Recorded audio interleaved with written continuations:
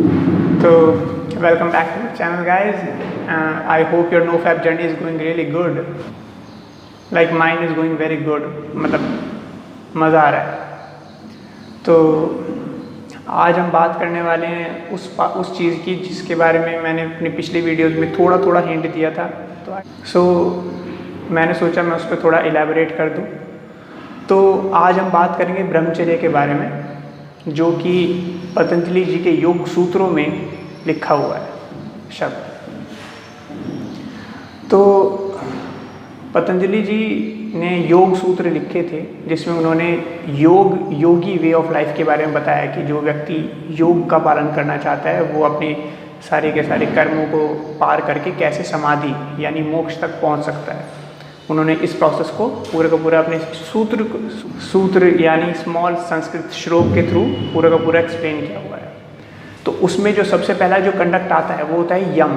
ठीक है, यम is what कि हमारा इंटरेक्शन विद द वर्ल्ड कैसा होना चाहिए आइडियल। ठीक है, जो हमें हेल्प करे समाधि पाने में। सो उसमें आते हैं बहुत सारी ये, जैसे पहला है अहिंसा, दूसरा है अस्तेय, तीसरा है सत्य, चौथा है अपरिग्रह, पांचवा है ब्रह्मचर्य। तो ब्रह्मचर्य को अगर हमें समझना है रूट लेवल से तो सबसे पहले हम उसके शब्द को ही तोड़ लेते हैं कि वो किन किन शब्दों से बना हुआ है। ठीक है, सबसे पहले हम शुरुआत अगर करें तो ब्राह्मण अलग और चर्या अलग, ब्रह्मचर्य है ना, ब्राह्मण और चर्या। तो अब अगर हम इंडिविजुअल मीनिंग्स देखें तो ब्राह्मण का अर्थ है दैट ऑल परवेडिंग कॉन्शियसनेस, जो हर जगह है। ठीक है, ओमनीपोटेंट है, ओमनीसियंस है, ओमनी प्रेजेंट है। ठीक है, उस भगवान की हम बात करें ब्राह्मण से, राइट। सेकंड है चर्या इज द पाथ। ठीक है, द पाथ टूवर्ड्स दैट ब्राह्मण इज ब्रह्मचर्य। ठीक है, वो रास्ता जो तुम्हें ब्राह्मण की तरफ यानी भगवान की तरफ यानी परमात्मा की तरफ लेकर जाएगा वो है ब्रह्मचर्य। ठीक है, ब्यूटीफुल एक्सप्लेनेशन। ठीक है, शब्दों से ही सब कुछ क्लियर हो जाता है हमारी लैंग्वेजेस में। तो अब इस ब्रह्मचर्य में दो एलिमेंट्स आते हैं, जैसे कि मैंने अपनी पिछली वीडियो में बोला था कि एक है फिजिकल ब्रह्मचर्य, जो मैंने आपको पिछली वीडियो में बताया कि हम नो फैप कर रहे हैं। ठीक है, हम अपनी एनर्जी को कंजर्व कर रहे हैं। ठीक है, ताकि हम उसे किसी हायर पर्पज़ के लिए अपने जीवन के बड़े गोल्स के लिए यूज़ कर सकें। अब सेकंड है जो कि बहुत हद तक मतलब क्या हुआ कि मतलब all through out this years अलग अलग इंटरप्रिटेशन किए और कुछ लोगों ने उसके ऊपर एम्फेसाइज इतना नहीं किया, तो उस कारण से वो थोड़ा सा लॉस्ट हो गया।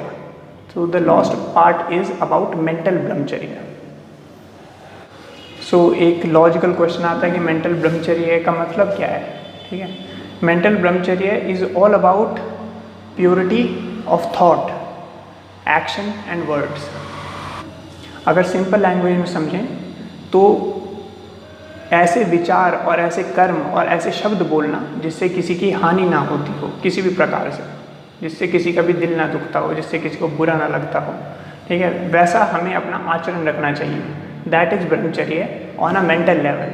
ठीक है, तो इसका मतलब क्या है, और यहाँ तक कि ये भी बात कही गई है कि मेंटल ब्रह्मचर्य की वैल्यू ज़्यादा है as compare to physical brahmacharya. ठीक है, ये बहुत ही बड़ी बात है जो मैं अभी कह रहा हूँ कि मेंटल ब्रह्मचर्य कि आपके थॉट्स और आपके विचार और आपका बिहेवियर ज़्यादा मैटर करता है नो फैप से। ठीक है, अगर आपके पास नो फैप से मान लो किसी तरीके की एनर्जी आ भी जाती है और आपको ये नहीं पता कि आप उसे किसी इंसान के अच्छे की जगह प्रयोग करने के बजाय बुरे के लिए प्रयोग कर रहे हो, तो उस एनर्जी का कोई फ़ायदा नहीं है, राइट। क्या फ़ायदा होगा, कौन आपको याद रखेगा आपके काम करने के बाद। ठीक है, तो इसलिए mental brahmacharya is more important than physical brahmacharya. ठीक है, no fap is important, but इसी कारण से ठीक है इस पॉइंट को प्रूव करने के लिए मैं एक एग्जांपल कोट करूंगा जो कि हमारे महर्षि थे। ठीक है, हमारे 7 महर्षि थे जो कि इस पूरे के पूरे सिस्टम को, इन सारी चीज़ों को बहुत ही अच्छे तरीके से जानते थे। आज के जितने भी गुरुज हैं उनसे बेटर, मुझसे बेटर, और हर एक आदमी जो ब्रह्मचर्य के ऊपर बोलता है उससे बेटर। ठीक है, लेकिन उन सभी ने विवाह किया था। ठीक है, सभी ने विवाह किया था। आई रिपीट, सभी महर्षिज विवाहित थे। ठीक है, इसका मतलब क्या था कि उन्हें मालूम था कि ब्रह्मचर्य का पालन विवाह के साथ भी हो सकता है। ठीक है, तभी तो हम स्त्रियों को भी ब्रह्मचारी बोलते हैं ना कि भाई कि ब्रह्मचारी स्त्री है। ठीक है, तो ब्रह्मचारी स्त्री में तो क्योंकि उनकी बॉडी में किसी भी सेक्सुअल एक्टिविटी में किसी भी प्रकार का कोई लॉस नहीं होता एनर्जी का, ठीक। But the important thing is कि अगर कोई स्त्री अपने जीवन में अपने आचरण को इस तरीके से प्योर रखती है कि वो किसी का बुरा नहीं करती, वो किसी का बुरा चाहती नहीं है, अपने आप को जेलसी और मतलब कि घृणा और अपने इमोशंस में बहने के बजाय स्टेबल रहती है अपने विचारों के साथ, तो दैट इज़ ब्रह्मचर्य, राइट। ऑल्सो जो पतंजलि जी के योग सूत्र हैं, ठीक है, उसमें उनके जो इंटरप्रिटेशन हुए हैं पिछले 200-300 सालों में आफ्टर कमिंग ऑफ ब्रिटिशर्स, वो कुछ इस तरीके से किए गए हैं कि वो फिजिकल ब्रह्मचर्य के ऊपर ज़्यादा स्ट्रेस करते हैं, ठीक है। हमें बताया जाता है कि भाई 5 साल तक अगर तुम कंट्रोल कर लोगे, ठीक है, तो तुम ऐसे बन जाओगे, 10 साल तक कर लोगे तो ऐसे कर लो, ऐसे बन जाओगे, 50 साल तक कर लोगे तो ऐसे बन जाओगे। वो बात सत्य है, नो डाउट अबाउट दैट, लेकिन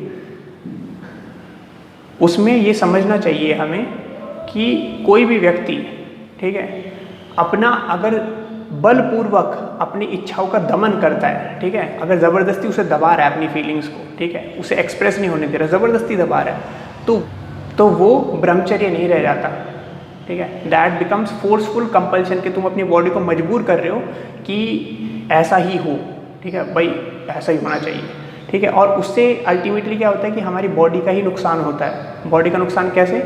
कि हमारी बॉडी में बहुत सारे डिजीजेज हो जाते हैं, ठीक है, क्योंकि एनर्जी तो इकट्ठी हो रही है, लगातार इकट्ठी हो रही है और वो कहीं निकल पा नहीं रही। तो जब वो एनर्जी को रास्ता नहीं मिलेगा तो वो बॉडी में ही कुछ ना कुछ दिक्कत करेगी, जैसे in the form of cancer, ठीक है। कैंसर यही तो है, कैंसर इज़ ऑल अबाउट कि जब तुम्हारी बॉडी में इतनी ज़्यादा एनर्जी इकट्ठी हो जाए किसी ऑर्गन में, किसी पार्ट में, कि और उस एनर्जी को कोई जगह ना मिले यूज़ होने की, तो वो एनर्जी क्या डिसाइड करती है कि भाई हम सेल्स बना लेते हैं बहुत सारे, है ना, एनर्जी एक्स्ट्रा तो सेल बना लेते हैं, और ठीक है। And that is what metastasis in cancer is, ठीक है, कि सेल्स को पता नहीं चलता और वो मल्टीप्लाई करते रहते हैं, वो ट्यूमर बन जाता है, गांठ बन जाती है किसी भी तरीके की, राइट, ठीक है। और ऐसी फोर्सफुल लाइफ को जीने से, ठीक है, द चांसेस इंक्रीज कि एक किसी गिवन मोमेंट पर आपके अंदर वो कंट्रोल आपका छूट जाएगा, है ना, क्योंकि ज़बरदस्ती दबा रखा है तो कभी ना कभी तो होता है कि कंट्रोल छूट जाएगा, और जब वो कंट्रोल छूट जाएगा तो वो चीज़ इतनी वॉलेंटली एक्सप्रेस होती है कई सारी चीज़ों में कि वो आपको डिसेंसिटाइज कर देती है, ठीक है। वो कुछ ना कुछ आपसे गलत करवा बैठेगी, ठीक है, जो कि लॉजिक से आपका सही नहीं होगा, लेकिन क्योंकि आपने इतने समय से अपने अंदर दबा रखा है, विच इज़ नॉट ग्रेजुअल, ठीक है, आपने सहज रूप से नहीं करा वो, राइट। तो इसीलिए ये चीज़ गलत है। इवन गीता में भी ये कहा गया है कि जो इंसान अपने इंद्रियों का बलपूर्वक दमन करता हो वो योगी नहीं है, वो मिथ्याचारी है, ठीक है। यू कैन टेक जैसे कि स्पाइडरमैन मूवी में एक डायलॉग था कि बड़ी ताकत के साथ बड़ी जिम्मेदारी आती है, राइट। तो ये बात बहुत ही अच्छी तरीके से नो फैप पर अप्लाई होती है जब हम ये कह रहे हैं कि अगर तुम नो फैप करके अगर तुम एनर्जी इकट्ठी कर रहे हो तो तुम्हें ये भी पता होना चाहिए कि तुम उस एनर्जी को यूज़ कैसे करने वाले हो, ठीक है। तो अपने आप का कंडक्ट ऐसा रखना कि तुम हमेशा अच्छे के लिए काम करो, किसी भी चीज़ के, जहाँ भी जाओ तुम लोगों के दुख को दूर करने की कोशिश करो, ठीक है, उन्हें सुख देने की कोशिश करो, उन्हें शांति देने की कोशिश करो, समृद्धि देने की कोशिश करो, ठीक है, वो तुम्हारी जिम्मेदारी है। That's all for now. और the no fap journey must go good, ठीक है। I am conserving my energy and using it towards my higher goals. बोलो ये लाइन, बार बार बोलो, बार बार।